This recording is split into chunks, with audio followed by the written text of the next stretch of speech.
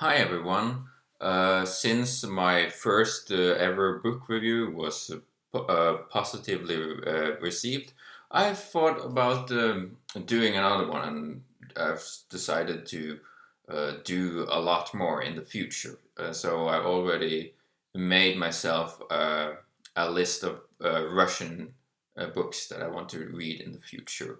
And one of these books I quite literally like 10 minutes ago just read through, which is the novel The Queue by Vladimir Sorokin, um, Køen in Norwegian.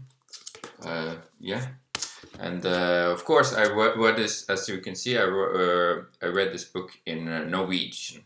And it's a great translation by Hege Susanne Bergan, and some great forewords uh, by Ingunn Lunde, with whom I did an interview with uh, about post-Soviet literature, basically. So you can check that out uh, later if you want. But yeah, about the book The Queue. This like this was written by Sorokin between 1982 and 1983, and it was first published in Paris. When it was and after that it was translated to a lot of languages, but it wasn't published officially in Russia until the 90s, when when the Russian people were hungry for books that were banned, or like underground books, which they could finally catch up with. So, but yeah, about the book The Queue, it's as you can probably imagine, the it's about a queue, a big line, like one of these, uh, like the queues that were infamous during the Soviet time, where people would stand in line to buy like essential, like butter and breads during hard times, but also during the 70s, for instance, or the 80s, when people would stand in line to buy foreign goods, like American jeans, or like British leather, Hungarian stuff from Yugoslavia, etc., etc., etc. This book, The Queue, basically follows uh, this queue, where during the course of I think it's during the course of 24 hours, or more than that. I might More than 24 hours, I think. But what is really special, well, you can just look at it just by flipping through it, that what you see here is not just like an ordinary structure. Like can see here a lot of dashes, which indicates dialogues, basically, because there's like the novel consists only of dialogues. There's no there's no no uh, uh, descriptions of how what is happening, or where it takes place, or there's no narrator, just only dialogue, which is kind of a strange thing, because it's kind of, on the surface of it all, it kind of reminds you of a play, but it's not a play. It's basically um, it's basically a bunch of dialogues, basically, and which is a very interesting thing. But of course, Sorokin himself was known as a postmodernist, and he has a really postmodernist style. And this is, of course, something that is that screams postmodernism in its structure. Uh, and yeah, and then you might ask yourself, how is it possible how does it work? But I would say that Sorokin actually pulls it off, and it's very readable actually, and and you can follow. I'm surprised that you can surprisingly also follow the storyline basically, or just the storylines, I would say, or the characters, even though it wouldn't be that big of a loss if you were to doze off or like uh, be confused, because that's kind of the point with the queue, is that you get all these different point of views, like these different types of dialogues between people. It's kind of like standing in a line in real life, in which uh, like when you eavesdrop on people, hearing about what they did the last weekend, what their worries, they tell about their grandparents, or they are annoyed that that some Georgian people are cutting in line. They tell they there are some old babushkas, grandmothers, that says that everything was better before, this kind of stuff. It's kind of you can kind of get it's kind of a great you kind of get the essence of uh, of the Soviet Union at that time, basically how these lines were how these lines basically worked, because it's kind of a phenomenon that like I cannot relate to, of course, because I'm I'm not Russian, and I've never been in a line for those kind of reason to buy a pair of American jeans. But of course, I could like relate to it, because it would be something that I I would have been stoked on if I lived under a dictatorship for having these. Yeah, so, but that's very interesting too. But it works surprisingly well, and of course, it's like yeah, it's really creative how it's like you get, but you also get a lot of like a wasteful pages, like there's like there's like this because during these lines there was like a certain time of day, say 7 o'clock for instance, where when there would be like this this person that would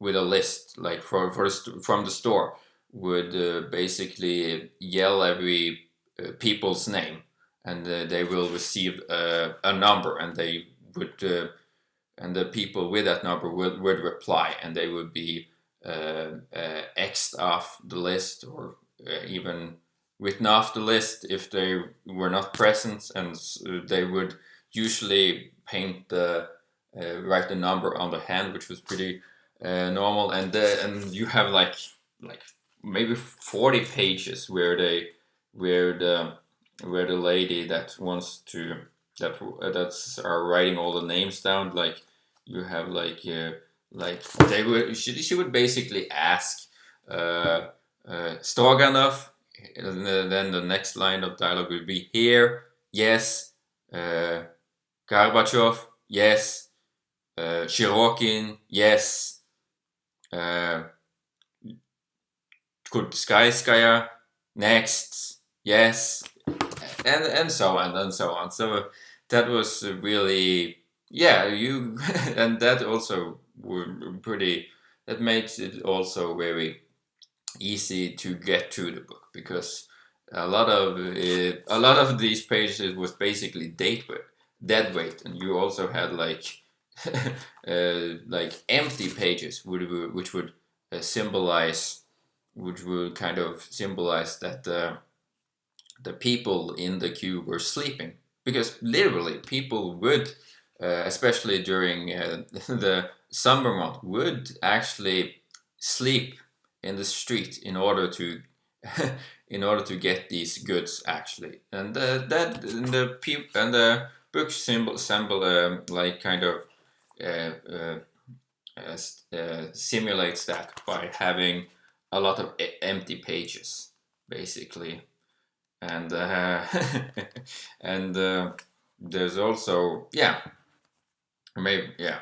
So yeah, you get so by that it's a very easy book to read, actually. And I would say that if you are like a fast reader or an efficient reader, you would probably read it through like less than 2 hours. Or if you're not a fast reader like me, or I would consider myself average, I would say like I would have maybe read through it in like 4 hours, basically. So I would say that I would definitely recommend this book, Køen, or like I mean the queue, it in Russian, because it's a great book that kind of that kind of gives you the essence of how this phenomenon as a queue really worked, and also the Soviet Union during that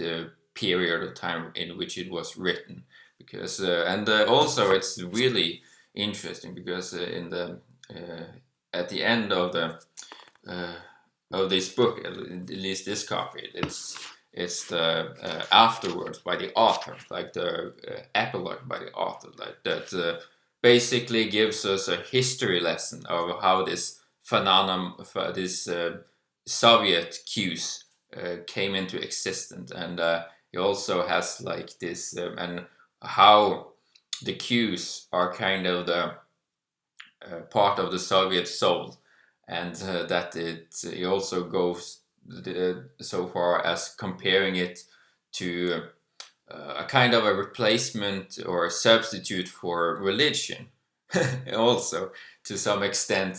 So that is kind of interesting that you get like in history lesson too, and in the case for this version, the Norwegian version, you also get a really great some great like introduction by Ingunn Lunde, as I mentioned, and she also clarifies how this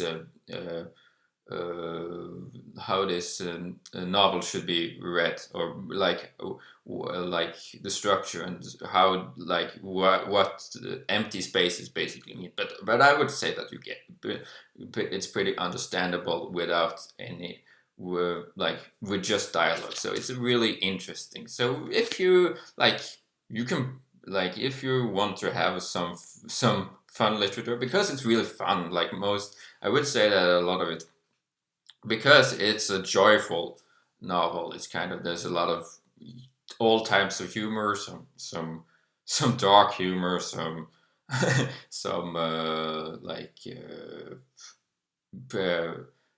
premature humor. Like there's people of every walks of life. There's old babushkas, there's children, there's yeah, and there's like a couple or someone that falls in love in this lineup. That was maybe a spoiler, but yeah, but there's like it's basically shows every aspect of of Soviet life, and it's like I would truly recommend it. It was a special experience for me, especially for someone who hasn't literally read anything other than Tolstoy and Dostoevsky of when it comes to Russian literature and like the old stuff. But it was interesting to read these kind of uh, this kind of uh, postmodern Russian, or in this case Soviet literature. So it was very interesting, and of course, like Sorokin is also thought of as or he is called uh, Russia's first postmodernist, and it was a great introduction. And so my plan now is to read another book of his, which is called a Day of an Aprashnik. I don't maybe I said it wrong or something like that. But yeah, it was a great experience.